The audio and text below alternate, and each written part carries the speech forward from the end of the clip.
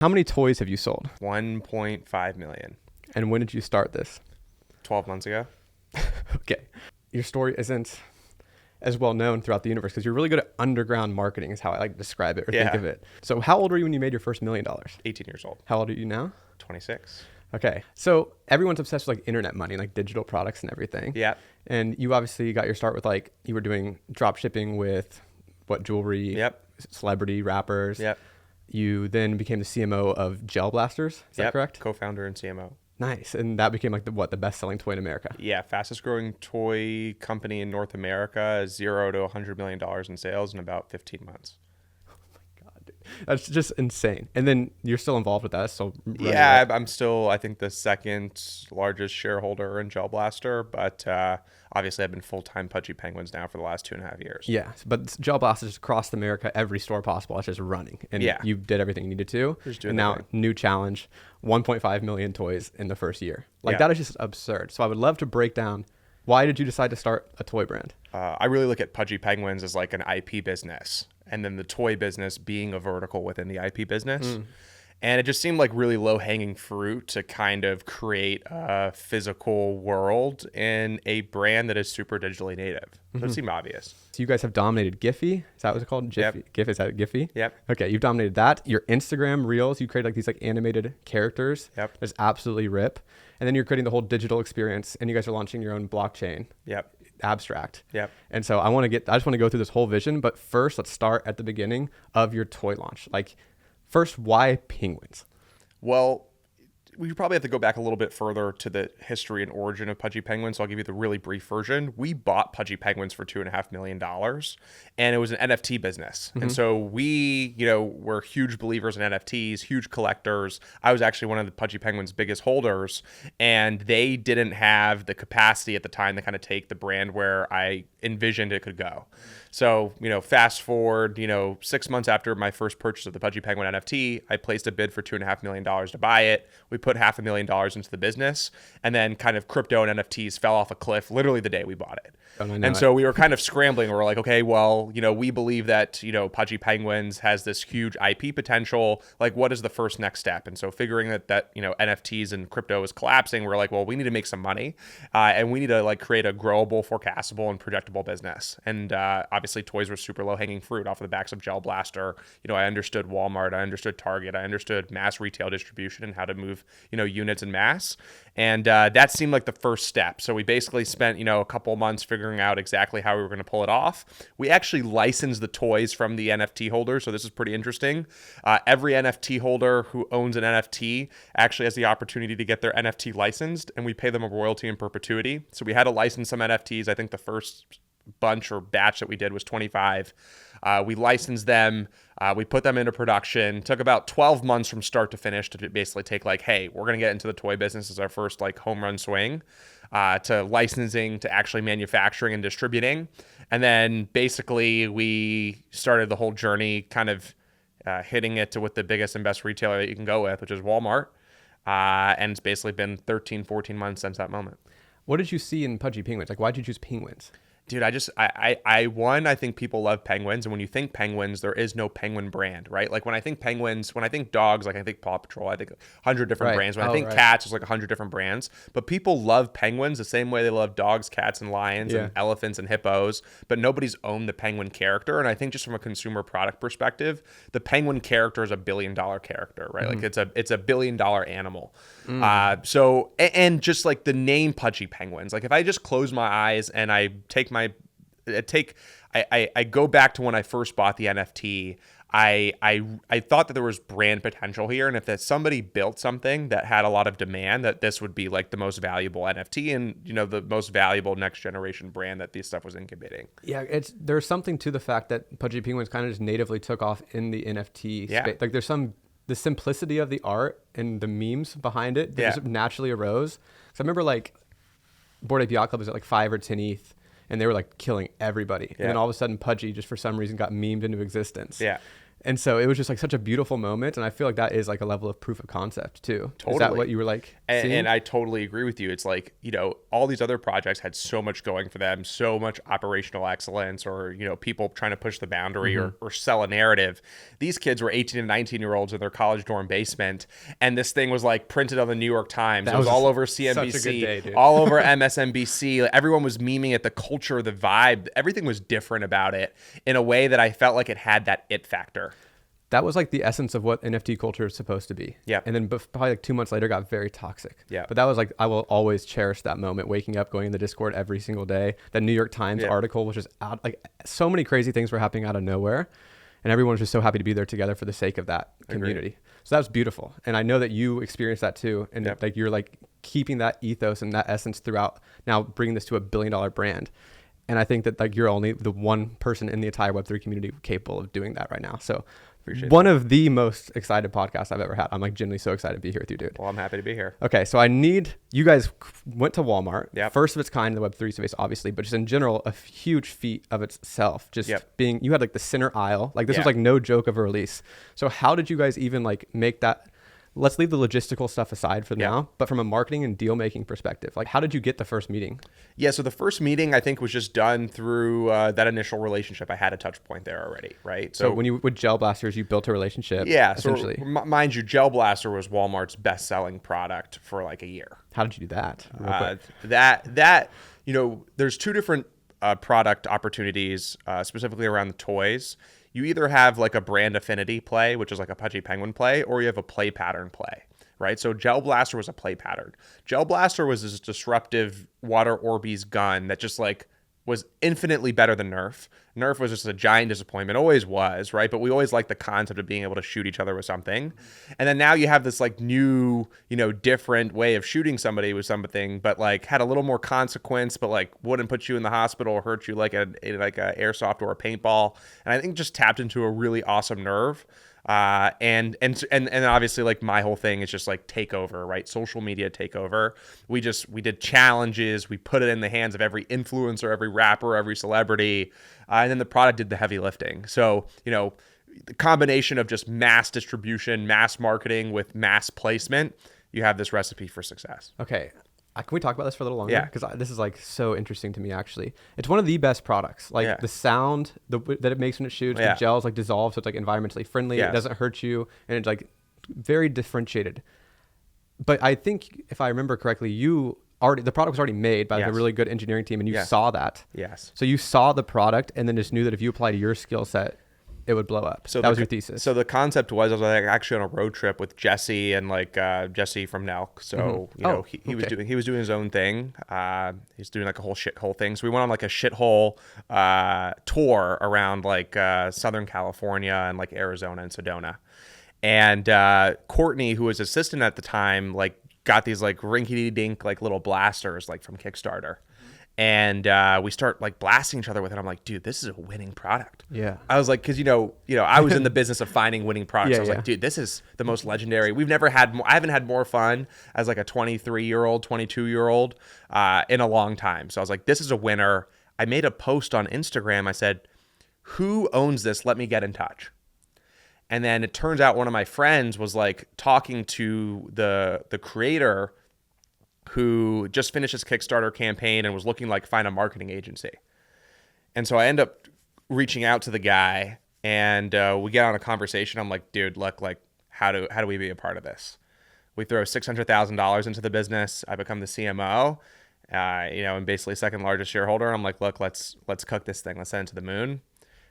Put Peter on it, who you will hear in the Pudgy Penguin story, rebranded it, redid all the logos, did the whole whole color palette, made it look like a real brand. It was like some gray, orange, like kitty toy before. It didn't look like what it looked like today.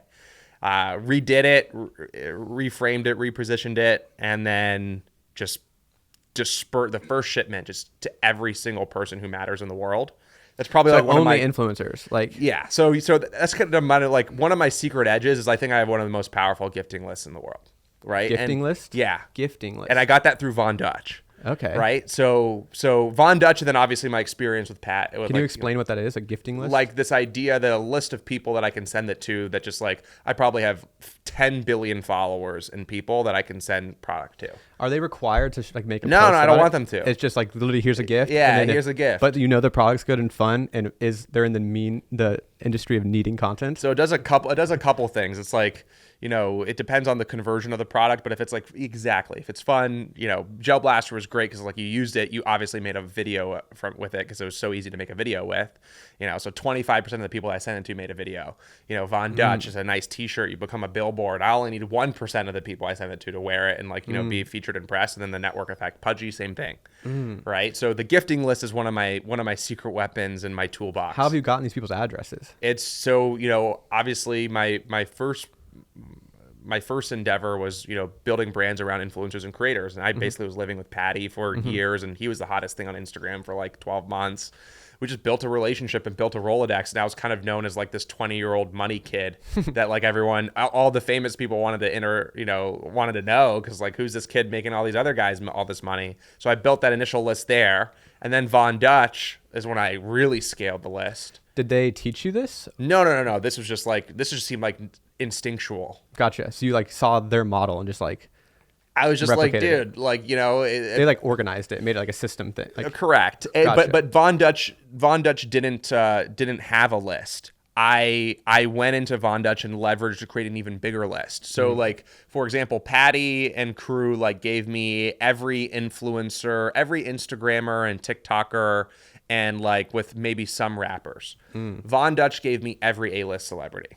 Wait, did you work with Von Dutch? Yeah. I was basically like their CMO for a year. And so I basically came in. And they already had it. Yeah. Yeah. No, but they didn't have a list. I basically leveraged Von Dutch because it was such an affluent brand in the 2000s and the 1990s. Like there's like Kim K and, you know, the Diddler, they had the legacy, was wearing the Von Dutch and all that. So at the time, that was enough leverage for me to be like, hey, you know, let's say I went to like the Face House, you know, on Westlake, and you know there was Trippy and you know all these different guys. I was like, dude, Von Dutch. They're like, oh, that's dope. Boom, boom, boom. And then I was like, hey, Trippy, I'll send it to 20 of your friends. Like, who do you want me to send you a pack to? There's nothing, giving people free things is a lot of things. It's great marketing. It's great relationship building. And then if you know how to leverage the gifting, you can also get them to be like, you know, my whole thing was like, hey, send it to your homie. Like, I'll send you free stuff. I'll send it on your behalf. So I was able to just cheat my way and just build this list, this conglomerate, because what I ended up doing for Von Dutch specifically was I would send it to all the celebrities, and then I would run ads on all the celebrities that posted it. So for example, Drake posted with a Von Dutch hat. That night, I was running ads targeting Drake's followers, and we just printed. We probably like made like, oh my god, like 100. We were that is so smart, dude. So then I was just going like that. I was going through the different audiences. I was like, so whoever wore it, like like the followers, it naturally got some sort of boost and some sort of conversion like through Google and stuff. But then I would target the followers off the backs of the post, and then things would go bananas.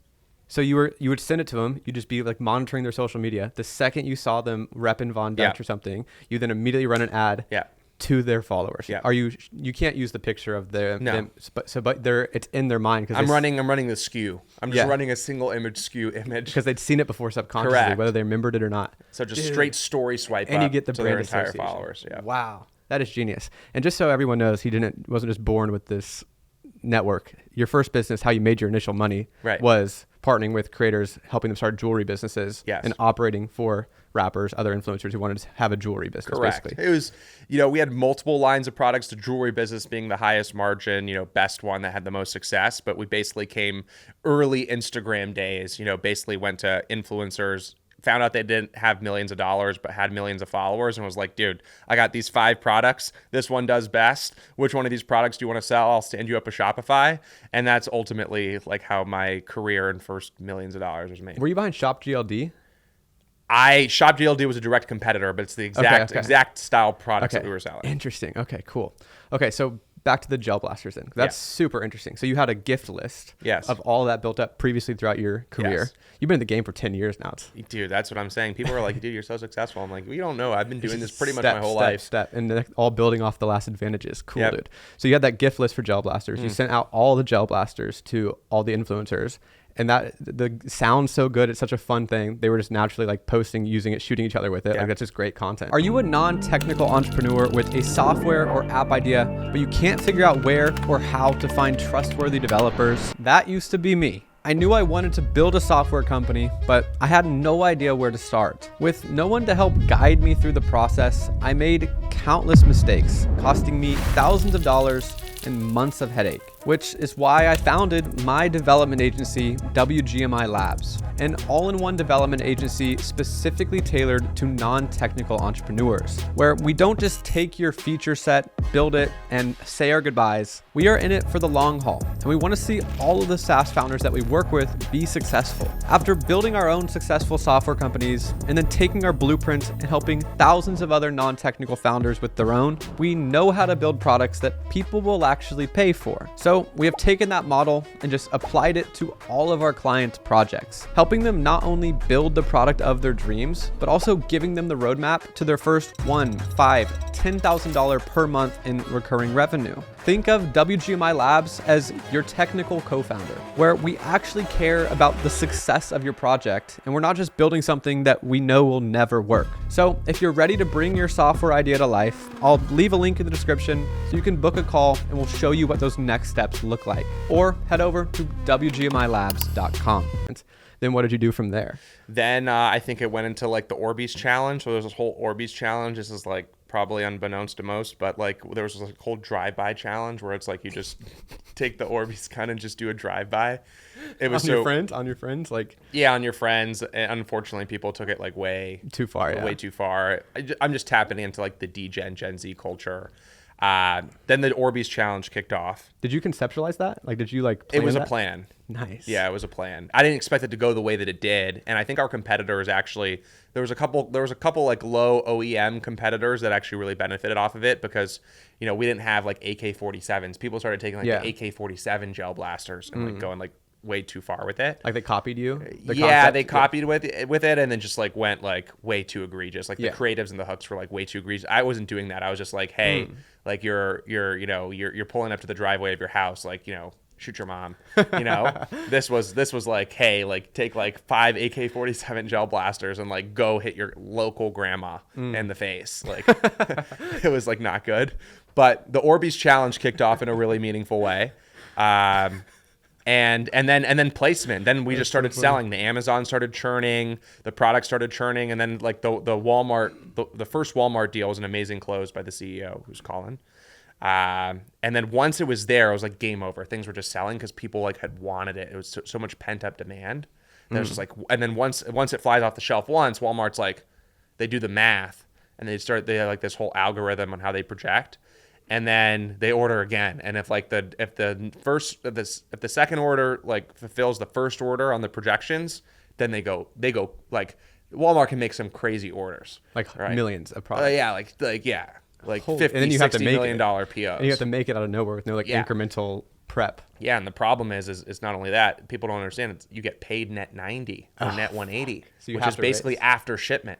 So after it delivers, it can take 90 to 180 days. So the financing on a $60 million PO, this is where things actually get tricky because, you know, we could make $100 million in 12 months, but like the bank account will have like $3 million in it, and you'd be like, why? Right? Because you obviously have staffing, you have marketing spend, you have the whole nine. But the real kicker is that you don't get paid from the big retailer until 90 or 100 days after, depending on the deal. Jesus. And so when you go from a $2 million PO to an $8 million PO to a $60 million PO, the logistics of that are incredibly tough. I can't even imagine. That's so like just clinched. Like, you're clinched. You have to go get loan. You know what I mean? You have so to it's loan. Yeah, you have to go get loans. You have to figure out. You know, we had a great. You know, can get some lines of credit, things like that. But, I mean. Oh my God. Okay, so you planted that. I do want to ask you about the Orbeez. How did you like make that like? And how did you announce that? How did that get seeded into the ether of the world?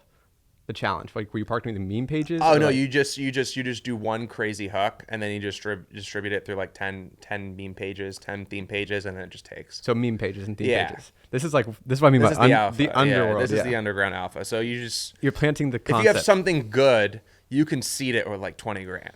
You can seed a good challenge with 20 grand if you have it's all about the hook and the angle though. So for the marketers out there, it starts and stops with the hook or the angle or the creative. Yeah.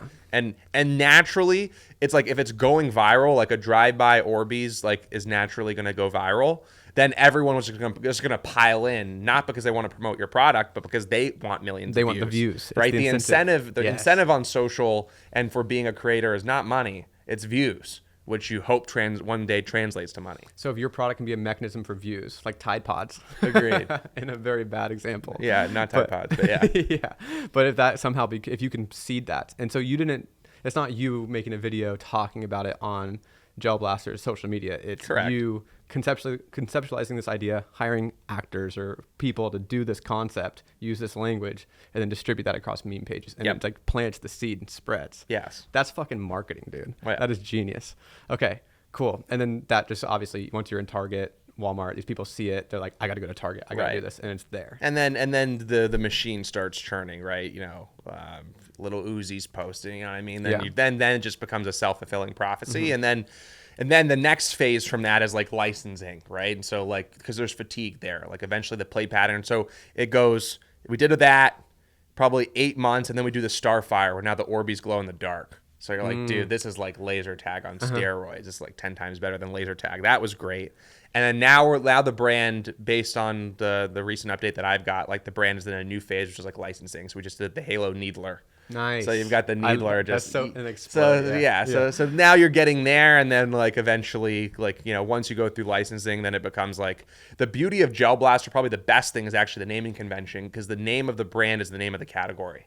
Right? Gel blasting is the name of the gel blasting category, and we are the Gel Blaster. Yeah, they own that. So that was probably, and that was not my doing. Did they invent the concept, like the team, before you got involved? No, actually, it was a thing in Australia that policemen were using to basically like train with. And actually in Australia, but it was like very real. It wasn't like a toy. It was like a lifelike like supplement for like training. And then Colin, who's like an inventor, was just like, dude, during COVID, like my kids just want to have fun. Like he's like just a super action sports guy, like, paintball, whatever. He saw, what was going on in Australia and was just like, let me just reinvent this. Made it a little better. There's some proprietary things that they kind of figured out. Like it's definitely a better product than, just like there's some real invention. There's some real science behind it. And now there's a whole tech component to it. That's crazy. He saw it in Australia and that's where he came up with the concept. Yeah. Wow, that's cool. It's kind of like airsoft, but not bullets that hurt you. And they're like, airsoft will really hurt you. And plastic. Yeah, there's consequence when you get shot with a gel blaster, which makes it fun. You feel, but it's not like, oh my god, I'm gonna go cry me a river. Yeah, right. Cool. That's a really cool story. Is that public? Is that valuation public of that company or no? Gel Blaster's valuation is not public. Okay. All right. Then it's worth a couple $100 million though. That's insane though. Yeah. All right. Let's go back to your $1 billion baby that we're working on now, because this is also equally interesting. So you had that experience, CMO, multi-$100 million gel blaster company. You conceptualized the entire marketing. You made it what it is. Obviously, great product first. Yeah. But marketing, as far as getting it to the world, you really conceptualized that and executed at the highest level. Good shit, dude. Appreciate that. Now with Pudgy Penguins, you're saying it's an IP brand. So I use toys because that's like what you guys launched with first, but this could be like movies, video games, everything. And so you saw that as like, this is like time to go into the big leagues of business opportunity. Yes. And who makes the most money? IP brands. Yes. And then you saw the gap of Penguins. No one really owned Penguins IP. Yep. And then you saw proof of concept with this little project, Pudgy Penguins. There's like a whole cultural thing that kind of proves you there's something there. Yep. So you take the bet, $2.5 million. Was that all you, or did you? It was basically 75% me. Then the executive team that I knew kind of brought in since day one, they kind of bought their piece. And then there was like 7 to 8% that I actually put away for like strategic advisors and people that I thought could provide value. So they all put like 25, 50 grand in at the time. So it's about a group of like 6 or 7 guys that just got in early that helped from a strategic point of view. Yeah, but so basically people that were going to help you with this big of a vision, you're going to need a lot of people involved. So smart. Okay, so I know that was probably pretty. That took a while to close, but you got it done. Once it got done, it was very complicated. I remember you were deal making when we were in Colorado, and that was a stressful time for you. But now that you got it done, before you were buying it, when you were in the process of buying it, did you know toys was going to be the first launch? No. You just wanted to save the project. No, I wanted to save the project, and I thought that I knew there was going to be there was going to be multiple directions. I didn't. The toys was simply out of and I'm glad that everything happened the way that it did. I think we went toys first out of desperation. I mean, we literally bought it, and a week later, the market just went collapsed. And royalties got taken away. And there was black swan after black swan, right? FTX. Like, it wasn't I just like came into a dip. Like, I came into a catastrophe. Yeah, you're staring at the void. So I'm like, dude, I'm not, and $2.5 million, no small amount of money. So I'm like, okay, I'm scrambling. I'm like, what's going on? And I was like, well, we just came off the backs of $100 million a year toy business. So that seems like low hanging fruit. And I see there's an opportunity here. And it was always on the agenda, right? There's probably 8 different verticals and facets that I think are a priority for us.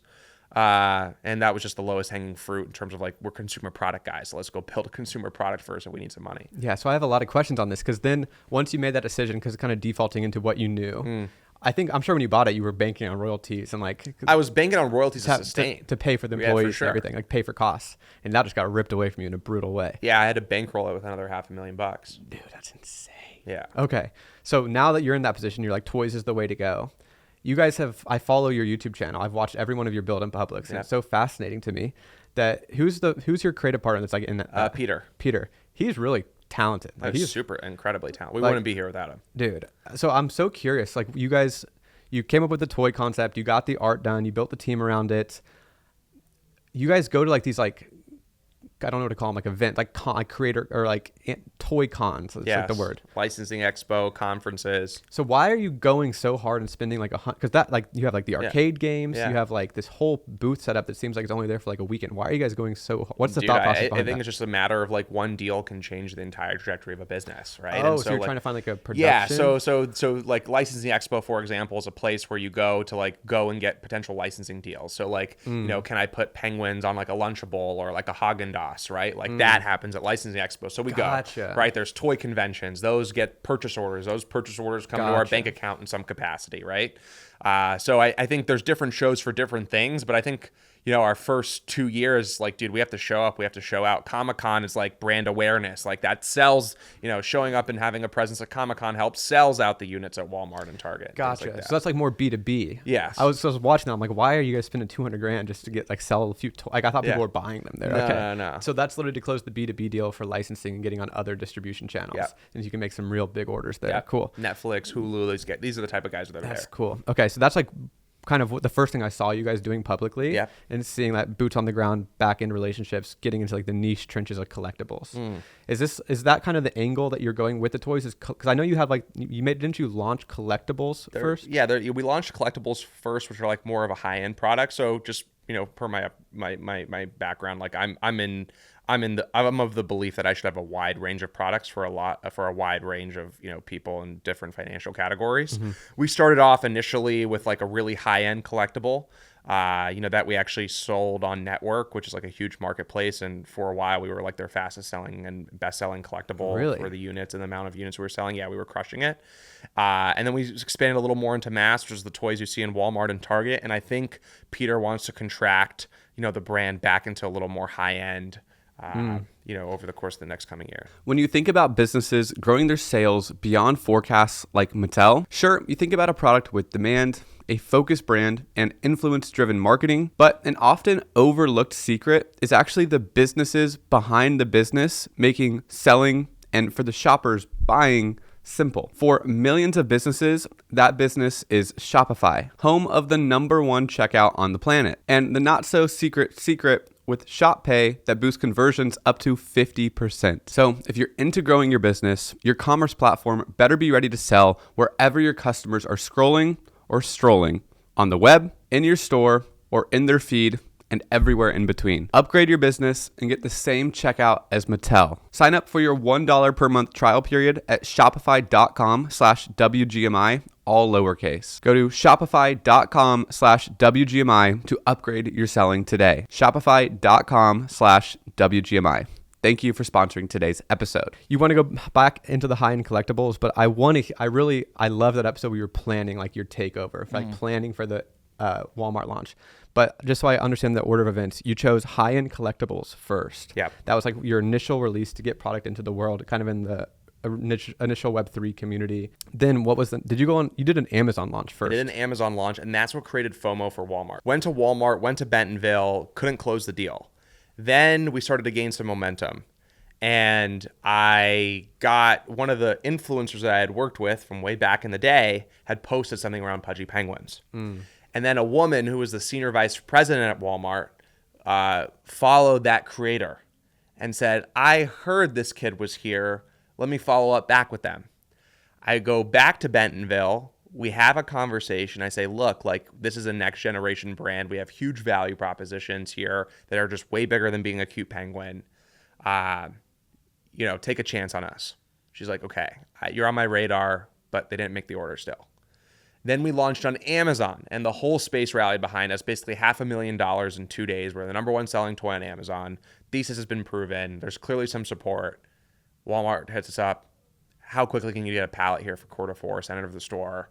That's just for people who are not familiar. That's the most prime real estate that you can get in a retailer like Walmart, especially in the most if you're not Star Wars or Hello Kitty, you can't get that, right? Like that's Star Wars, Hello Kitty. You have like a Power Ranger movie for right? Christmas, yeah. Yeah, Christmas, Q4, pallet, center of the store. Like a new brand doesn't get that. No way. But they gave it to us. And so then our objective comes, Can I ask why they gave that to you? Dude, I think they're just on. I think they want to be innovative and they want to be at the forefront of new hot the things. Web3 angle? I think the Web3 angle, I think the momentum, I think the social strategy is just different. It's not like every toy that you see on shelf like gets pushed because they have like a movie or a TV show. So it's like, okay, so they acknowledge that. Yeah, let's see what a toy does who has social and like new cool technology baked into it. So then the challenge is once you get through all of that, and I won't give you guys all the logistical hurdles and how hard that is to get that many toys in 2,000 stores in 90 days. But once that is on the retail floor, then the challenge comes. You have to sell out basically 80% of the stock in 2 months. You basically have until the end of the year to sell 80% of the stock out. Minimum 70%, but 80% if you want to be back, right? And so 2,000 stores, like 500, basically it's 800,000 toys. Jesus. So you're like, how are you going to do it? Yeah, and every kind, like it's not like one store, it's like every state. Yeah, and the problem is you don't get indexed. You get indexed, like you don't get indexed on like, oh, you sold out of every metropolitan, because that happened quickly for us.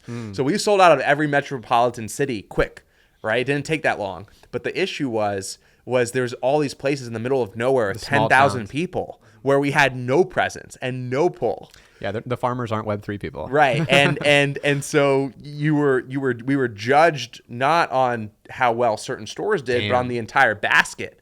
And that's where the challenge really presented itself. So product had to win there. That's where you have to force it. That's where you have to just pull out all the stops, like commercials, news stations, catalogs. You're running ads. Everything. Radio ads, yeah, dude. in local areas. I don't even know how to. Yeah, dude. I'm a metropolitan. So to your point, like I'm a Gen Z, Gen Alpha marketer. Yeah. Like, dude, I don't know how to market to Virginia, Roanoke. Rural. Yeah. Yeah, you know what I mean. I don't know how to do that.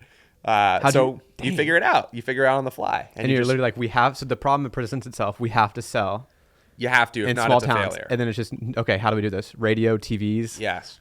You can't even do Instagram ads in that area, maybe? Yeah, you do Instagram. So you have the addresses of the stores that you're not. So every week you get a report. So you understand what stores are doing well and what stores are doing poorly.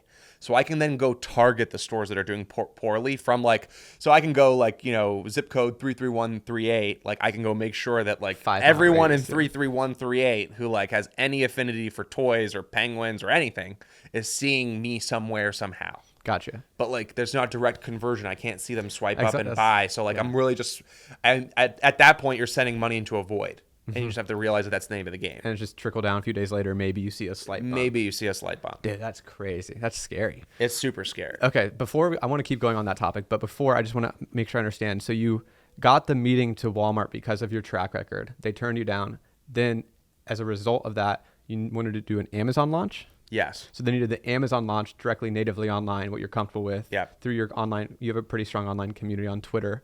So to that point, I'll give you some alpha because I know you want to give alpha to your community.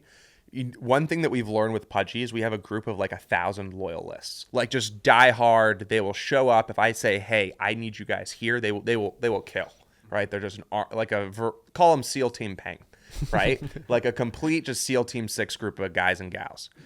And they've actually been super impactful in terms of finagling the algorithm, right? So this was actually a plan, but I was like, I was going to go launch to another retailer. But I was like, dude, before all this, let me just leverage Amazon because I actually think I can get number one across the board on Amazon because I think I can get this group to just piranha on this pack of flesh that is like this initiative, and hit trigger these algorithms. And we did this with the Giphy, so we're not going to get into this. And we did this with early social, which was like early social notifications on share. Early Giphy, use. So community's core, especially that core unit. So if I get 1,000 people to go buy a new toy on Amazon in the first 5 minutes, it just slams the algorithm. Amazon doesn't know how to compute. Even, because it's just. So it's the timing of it, like all happening at once. Yeah. That's kind of a synced thing. Synced thing. So we launched, boom, synced. Number one toy across like many categories. So like it's number one toy, number one plush, number one figure, number one mystery, 1, 1, 1, 1, 1, and then the network effects piles in. Then the rest of the space has FOMO. They're like, dude, number one, I'm gonna buy what the toy's about. It would be a part of it. And then it just compounds. And then then we run out of stock and we're like, we didn't know we were gonna sell this much. But mission accomplished and the right problem to have. And you leverage that. You basically, one lady had like a kid that had heard of it. Yeah. That's like spiritual right there. That's awesome. But you had that proof that gave them the confidence to do the first batch. Yep. And then that went well. And you have to do a second batch, but that's way bigger. Yeah. So first batch is huge in terms of its unit basis and its significance for the program and the timing of the program and like just how hard that is. Second program is more stores, probably double. We went from 2,000 to 3,500 stores. But then like you're on shelf, right? You have your assortment, you have your selection, 15 or in our case 10 different items. From a unit basis, it's not a pallet, but they only really do those pallets from a seasonal perspective. And so now we're in 3,500 stores in our assortment, and we're going strong. Okay, so now let's tackle the marketing, because you have done some really genius things, really high level. Like you have the 2 characters on Instagram Reels. My girlfriend sends to me all the time. Yep. Then you've dominated.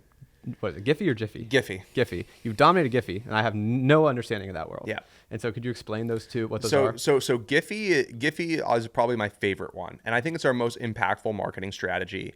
And I think because for a couple things. So like if you have to understand our business, like at our business at our core, like we're crypto native and we're digital native. And so a lot of the things that you see us do from the physical side is really like today it's marketing, right? Because I think we're not as desperate for revenue as we were, 2 years ago.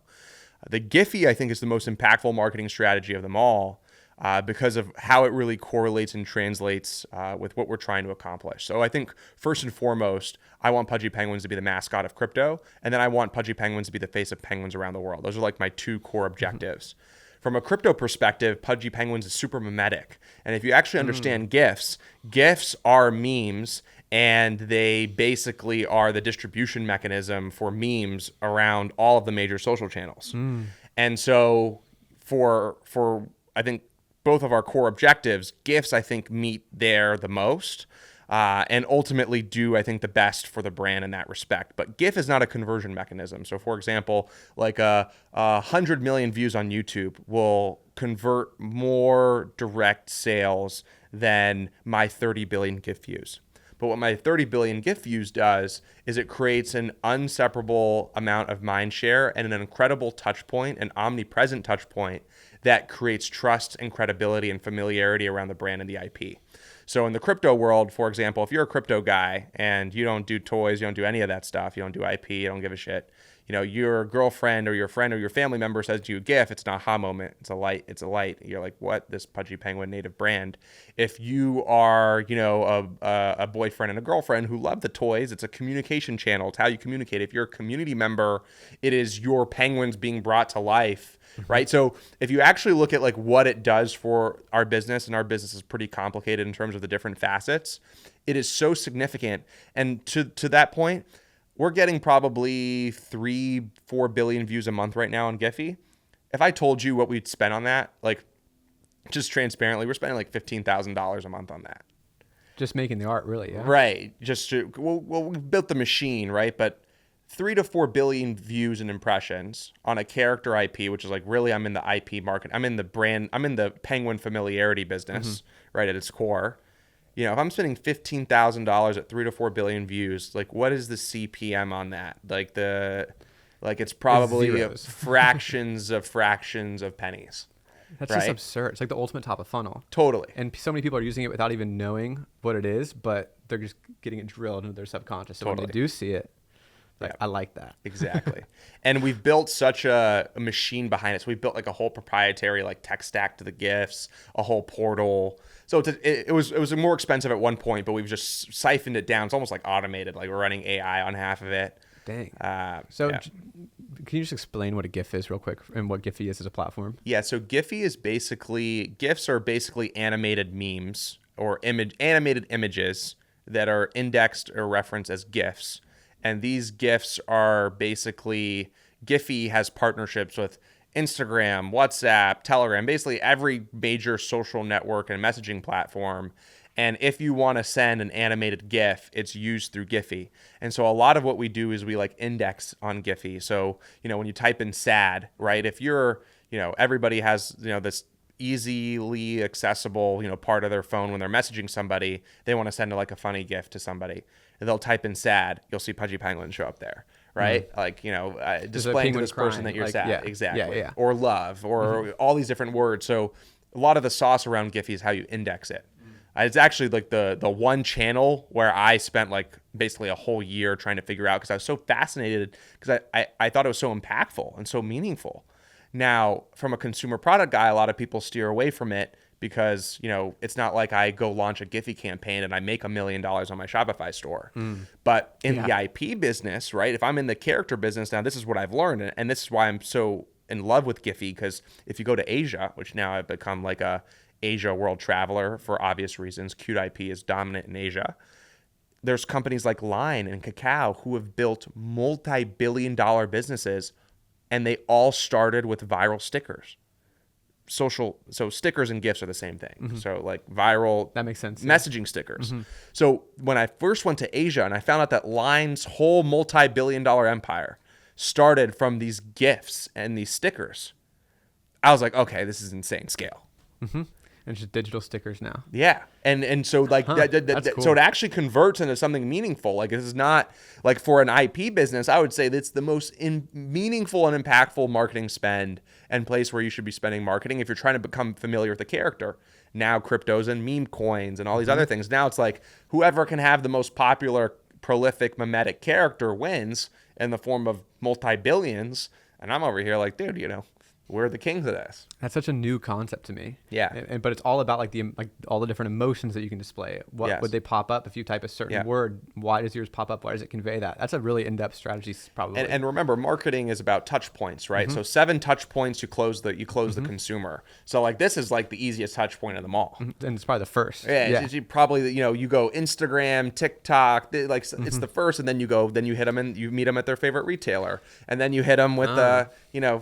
So the life cycle marketing of this, do you start with Giphy and then that's what Instagram is? Have you thought? Did you think we probably start with Instagram. Start with Instagram. We'll probably start with Instagram, or we start. You can't really project where they start, right? What you really have to do is just be like, do you have the 7 or 8 or 9 Infinity Stones? Yeah. Like, do the Infinity Stones exist? And like, where somebody discovers that is their prerogative, and like, you don't really know. But you have like all these little nodes in a network, and they could stumble across one. They all light up eventually. I love that analogy. And the last one will be Web3. Yes. But you start with Web3 because you have those 1,000 people. Exactly. It also helps when all of them, if they own a penguin, the minimum is like 40 grand. Exactly. So that's probably a pretty loyal crowd, and they're pretty resourced.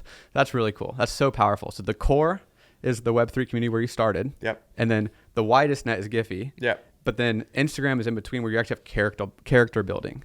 Yes. So explain to me the character building and the thought process behind that, because it's like these like pink and blue. Yeah, Pax and Polly. So the 2 characters on the Instagram. I think just like for us, again, you know, social, and this is the alpha too. I was giving you alpha because I think it's worth it. Instagram's about shares, right? So like we kind of went the relationship angle, because like nothing shares better than me sending it to a boyfriend or a girlfriend. And the reason why Instagram factors shares above all else is because it's pretty simple. If I send you something on Instagram, I go to the app. Instagram wins by you going to the app, right? So the share is the most powerful conversion to take somebody from like texting to like, oh, Brett just shared this to me. Let me go see what he shared. Then I consume. Then I'm on the app. Then I'm in their ad network. Then I'm spending money.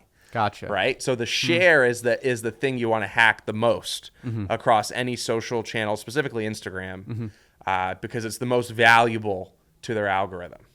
Share this podcast with a friend. Yeah, totally. That makes a lot of sense though. And so you're like, that's your like goal stick or whatever. Yeah. Is that the right word? I don't know. That's what your goal is. And so you have to reverse engineer, how do we maximize shares? So you came up with 2 characters and you're telling like little cute stories. And so my girlfriend sends me like, anytime it's a cute relationship thing and the girlfriend like cuddling or something, I always get them every single day. It makes me smile. Yeah. And so what was the thought process behind the actual, like, how are you choosing what to share? Is that like, or what to create so people share? Sorry. Yeah, I think this is where like the second part of this business comes in, which is like team. And I know what I'm not good at, and I'm not Walt Disney. I'm not a creative. So this is where we let Peter cook. Peter steps in, he cooks his thing, figures out what it thinks makes sense, and there's a really good Building in Public episode. It's under your name now, right? Luca, yeah. So Luca Netz on YouTube, they have a Building in Public series where you can see all of this like raw. And there's one episode that's like around those characters. Yeah. Like, that was so fascinating to me. Yeah. He's really smart, and he does such a good job. And your animator's cooking. Like he's a busy guy. Yeah. So is there any? Because those are the 3 that I've seen from seeing this from the start. Are there any other like sleepers that aren't so obvious, or what other network nodes have you created? I think probably the NFT side is not to be underestimated, and the community side, right? Goes back to those 1,000 people, right? Like the championing of somebody who has aligned financial interest is unparalleled. And to be frank, I'll take 1,000 of my core community members over 2 million Instagram followers any day of the week. I really would. Explain aligned incentive. Aligned incentive in this idea that like if you own a Pudgy Penguin NFT, the more the brand succeeds, the more demand that's created around the character and more love and affinity is created around the penguin, then ultimately at some point in time, your asset's going to appreciate in price based on that demand. Now that demand is created by people on the team. It's created by community members, right? And it's the first time in human history. Now, again, like, some people listening to this, like NFTs, it depends like what experience you've had with NFTs. The experience that the Pudgy Penguin NFT holders have had is one of obviously trial and tribulations prior, but like I think we've all been marching towards this direction of like, hey, we're gonna build the world's most famous penguin brand, and there's enough penguin lovers who have hundreds of thousands, if not millions of dollars, that will own a penguin and never sell their penguin, and that want to identify as this Pudgy Penguin, right? And there's many people that will own multiple, right? Because of what this brand represents both within the crypto space and outside of the crypto space. And so as we continue to march forward on this path for success, the beauty of the NFT is it's a finite supply. I can't issue any more. I've been very clear that I would never issue any new NFTs. There's 8,888 Pudgy Penguins. Eventually the supply and demand, elementary school model kicks in, and you have this situation where price appreciates violently, right? When I bought Pudgy Penguins, they were worth half an Ethereum, which is like $1,300. It's been 2.5 years. They are $35,000 a day, and 6 months ago they were $60,000 when the market was hot. So, this is kind of the nature of the business and the aligned incentive that you asked about. Yeah, Pudgy Penguins are like etched into like Web3 lore. Like one of the most. There's only very few NFT projects that are actually like true to Web3 culture, and were there at like pivotal moments. Yep. And Pudgy Penguins 100% had one of the most iconic runs. Well before the whole NFT boom became a thing, kind of got ruined by a lot of bad actors. Yep. And so like to the Web3 true enthusiasts, Pudgy Penguins can be that face. Agreed. And I'm so excited for what you're building. And so I want to just make this very clear to anyone who might have a negative perception of NFTs. Yep. Just understand that it is like a digital collectible that people that are really into this technology and this culture really do value. Like the true believers, not the bad actors, not the scammers, not people that are trying to sell you an NFT. Like this is actually a really cool thing that can permeate across the internet and be a really big part of how people interact on the internet. Agreed. And this is that, and the baseline is 10 ETH right now. Yep. Once this becomes adopted, oh my God. And the quality of your holder base, CEOs of major companies, investment bankers, like the most diverse, talented, intelligent people. And it's just so funny they have a penguin as their PFP too. It's just a perfect like juxtaposition there. And you brought it up, like that's the beauty. It's like almost like access, right? Like if you have a penguin PFP, like you can reach me, you know, and I know that, you know, prior to me, you know, being the CEO of Pudgy Penguins, like I was able to reach billion-dollar executives because they had penguin PFPs. It's like an interesting cultural phenomenon, but it kind of represents this like underdog tech story, you know, of like the little guy who got like shat on, but like rose from the phoenix of the ashes. And like a lot of really powerful people resonate with that and they identify with that. And especially like the super affluent crypto group, like Pudgy Penguins is one of those brands within the industry that has to win. Right. And they know that. They're like, so it's just like a matter of like timing and obviously like, you know, market conditions and things like that. But I think our destiny at this point is preordained.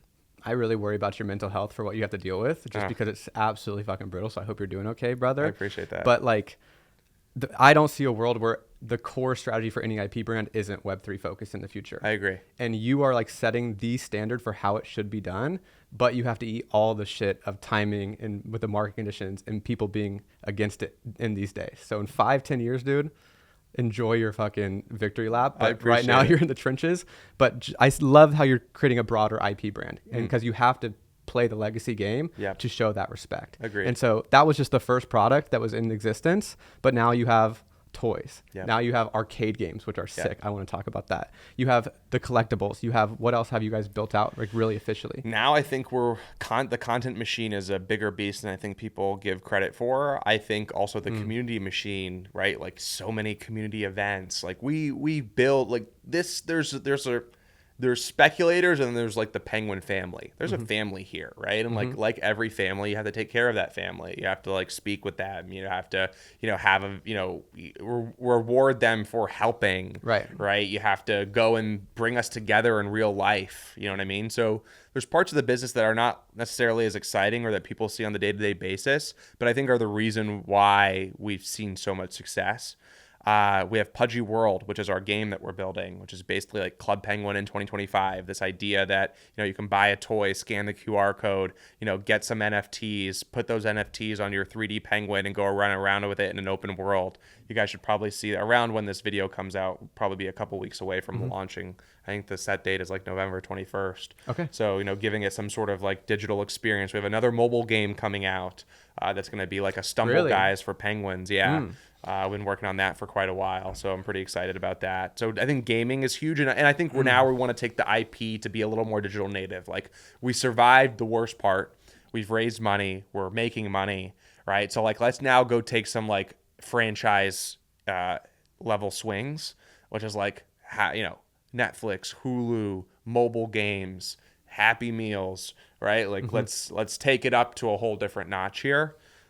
Which is kind of arcades, right? I thought arcades was super sick, always a place of fun. We recently announced that we're in, you know, Castle Parks and Chuck E. Cheese's around the country. Are you really? Yeah, we're gonna announce some of that like pretty here soon. But, oh my god! Yeah. So that's what But what is the game?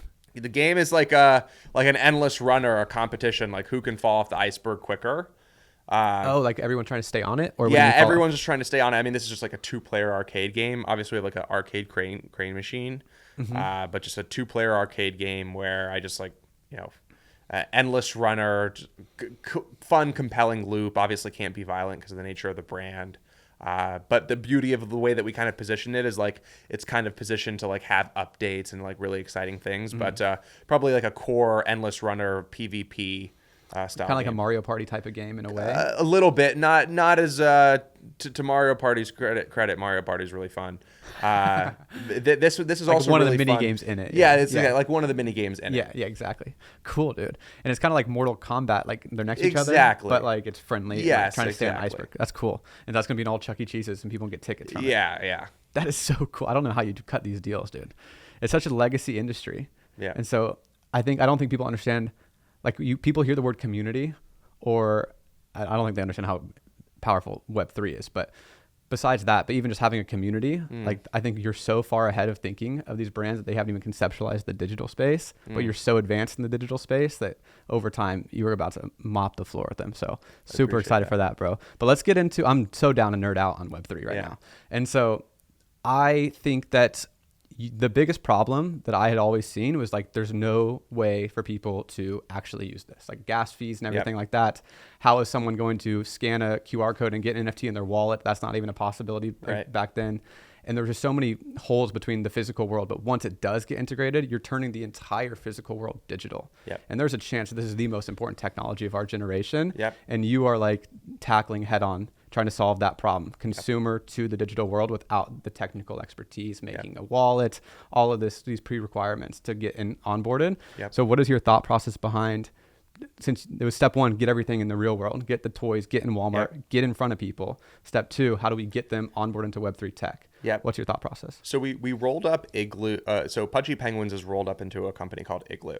And Igloo has 3 businesses. One is Pudgy Penguins, which is, you know, the nucleus to the entire thing. I mean, it's the reason why we're here. So, you know, it's always going to be the center of our universe, you know, not our figurative universe, our literal business universe, right? Just because I'm a believer that like you can't lose your core base and your core group of believers and champions, because if you do, then you're pretty screwed.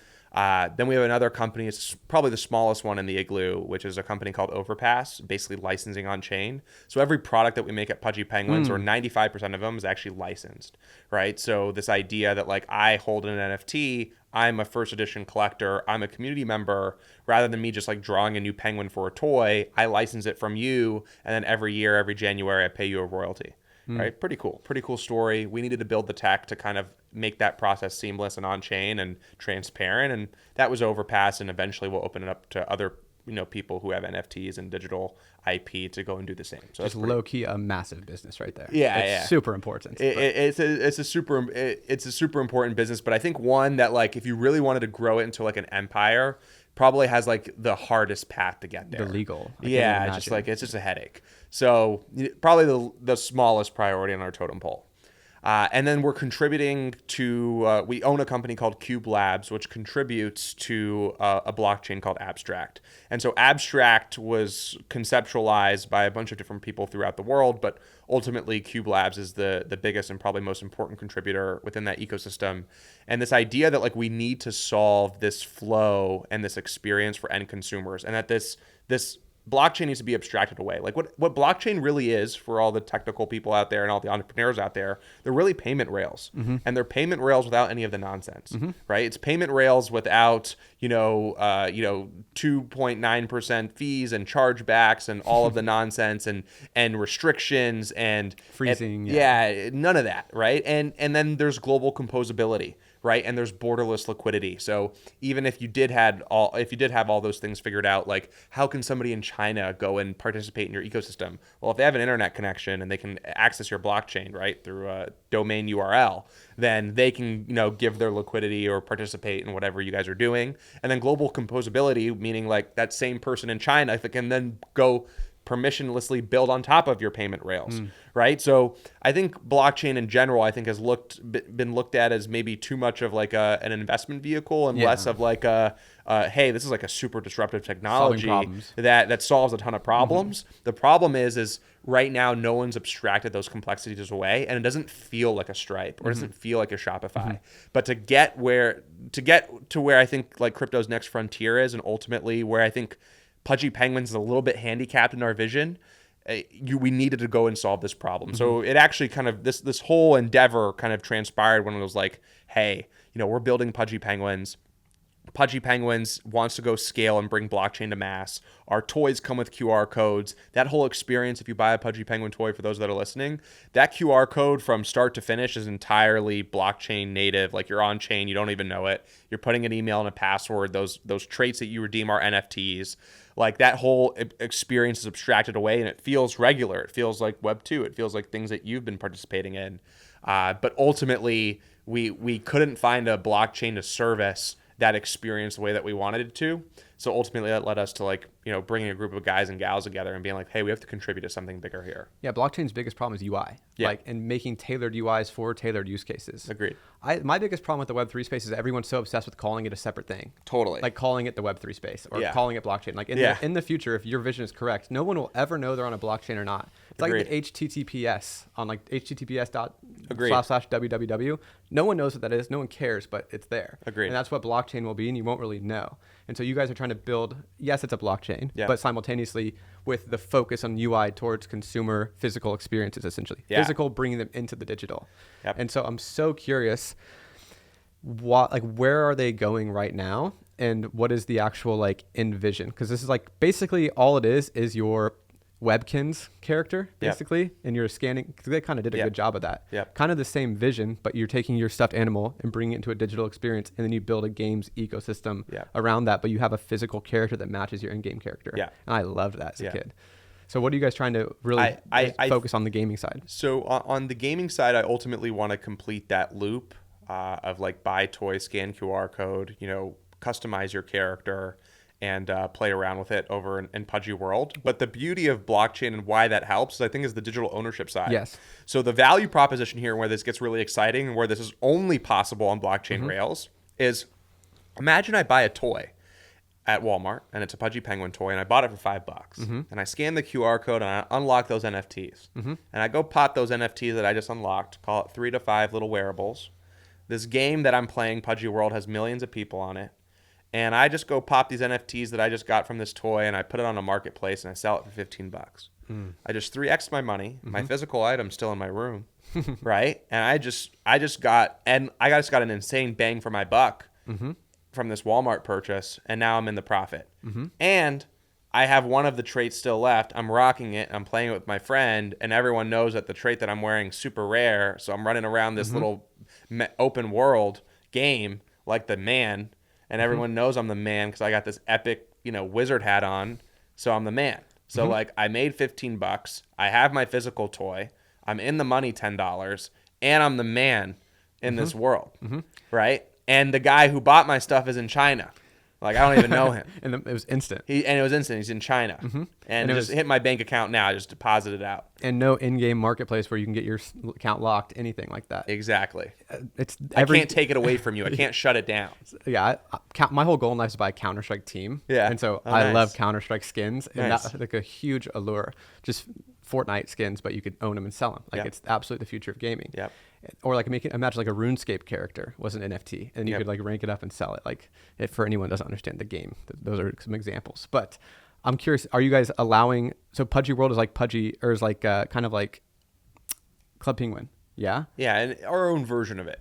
Obviously, Disney's like, I got Penguin IP. We're making an open world. So those are the similarities, right? Yeah. Open world Penguin game, but one is, So just to simplify for everybody, if you buy an in-person Pudgy Penguin toy right now, you get a character in a game. Yeah, right in now. Pudgy World. You scan the QR code that comes with that toy.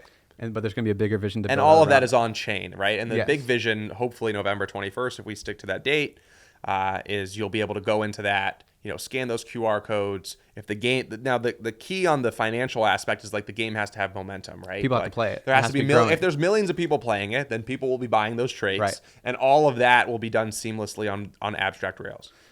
Great. That's so cool. It's so cool that you get rewarded for the effort you put into the game. Yeah. You could buy a random toy and it could be a rare trait. You can flex in the game to all your friends. Exactly. Make you feel really special. It's such a cool vision. Right. And so where does I'm sure that's only the tip of the iceberg for your vision. And with abstract specifically, how do you see abstract impacting broader than that? So I think abstract just needs to power all of those different rails. And so where I think abstract's going to start off first is actually via a platform. So this is you're probably the first person that's going to hear this, but imagine like Twitch meets Google Play Store. Is kind of what we're building as like the core app on abstract, in which I think all of these other apps are going to live. And so like really the beauty about blockchain is like these incentives that you can kind of create around ecosystems. So one thing that I want to do is I really want to incentivize creators. And so this, again, I don't know when you're going to release this, but you should be able to go to Abstract Chain on X, and you should be able to click the link in that bio, and you should be able to see a portal, and that portal should open you to this hub of fun. And this hub of fun should have streamers, it should have games, And the streamers that are going to be streaming on that hub of fun should be making eons more than what Twitch and Kick are paying streamers today. And on the other side of it is that those games should be making more money than what a typical Steam game would make. And so this idea of just like abstracting away the middleman and kind of just letting people transact freely is also like a really interesting part about blockchain. I think, where does it go 5-10 years from now? I mean, it needs to be the backbone for consumer applications. It needs to be the consumer chain. And when you're building, mass market products in crypto, you're going to build it on abstract. Have you thought about like specific use cases that like in like plain English of like how different, like hypothetically how people could use it? Yeah. So I think from my perspective, it would be like, in plain English, if I'm building a game, right, I'm building it on abstract rails versus building it on Steam. If I build it on abstract rails, I have a slew of different incentives that I can offer and experiences that I can offer that are both abstract proprietary and just blockchain proprietary that I can then offer that end consumer that, gives it, a bunch of different pros that maybe a typical Steam deployment wouldn't be able to give me. Those pros, again, being borderless liquidity, composability, censorship resistance, no fees, no chargebacks, no nonsense. So being able to pay across any country to each other, peer to peer, I think is huge for a product, for an application. Great. And then being able to like deploy in-game assets that are ownable and distributable. Correct. Automatically. Yep. Through your game. You used another big word that I didn't understand. Composability. Yeah, so this idea that like if you build an application, let's say you build a game, right? Somebody can go build on top of it and make that experience better without asking permission. Right? So this idea that like right now, if I want to go build on, if I want to go build on Call of Duty, I can't. But like a Counter-Strike map, right, like a community map. Right. Gotcha. And that's all natively through the blockchain to enable that. So composability is a huge part of it. It's it's naturally open source. I mean, by default, blockchains are the most powerful open source protocol of them all. Gotcha. And so Igloo owns this entity, but it contributes as an entity. But it's like, is this like a decentralized? Yeah, no one can technically own a blockchain, right? It's a decentralized blockchain. Yeah, if you own a blockchain, you don't really. You're you're in a different business. You're like XRP or something. Yeah, on the scale of from Solana to Bitcoin, where are we at? I guess you're on Ethereum, so yeah, we're probably between Solana and Ethereum. Okay. Oh, okay. That's a nice middle ground, because you do still need the controllability. And that's the problem, right? You can't build a positive consumer experience. That's where I think like where Solana has beat Ethereum in the sense, which is like Ethereum is a decentralized network state and Solana is a lot more centralized, but you would argue that Solana today probably has a better end consumer experience. I mean, that's hard to argue. Different assets need different chains, Agreed. Different security permissions, but they should all be able to communicate and you can operate seamlessly. Agreed. Like once that's solved, blockchain is massive. Yeah. Just having one wallet with all of your assets, physical and digital, and using that to log in on every platform is awesome. Yep. Like I don't know why anyone would be against that. It's just Agreed. Crazy, but education gap, UI problem, whatever. So from here, if I wanted to support the abstract ecosystem, and get rewarded for my support, what would I want to be doing right now? You'd be wanting to create. You'd want to be a creator. On what form? You'd want to stream. You'd want to make content. You'd want to participate in the community. You want to be a creator. Is there a platform that I want to be a creator on specifically? It's going to be this portal. We don't know the naming convention yet, but it's going to be this portal. It's going to be the link in the bio probably when this thing releases. Okay, so I'll definitely be paying attention to that, and I'll definitely be making content for that. I hope. It is definitely in my best interest. So, okay, so that's the vision for Pudgy Penguins long term. That's the vision for consumer long term. Is there anything else that you're just like genuinely excited about as an entrepreneur in this space? I'm excited about AI. I'm excited about how AI and blockchain merge and converge. I'm excited about WAP. I'm really excited about WAP.